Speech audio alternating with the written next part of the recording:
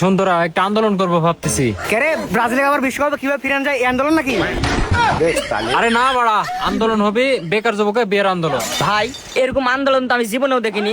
আন্দোলনের উদ্দেশ্য কি? আচ্ছা শোন দিলে, এই যে এখন তো বর্ষাকাল, এই বর্ষাকালে এত সুন্দর ওয়েদারে কি বসাড়া থাকা যাবে? আর আমরা বিয়ে সাথে করতে গেলে কি বেকার যুবকের সাথে বিয়ে দেবো না? ছেলে কি করে, ছেলে সরকারি চাকরি আছে কি, ছেলে ধন সম্পদ কেমন আছে, ধন আছে এটা দেখে না।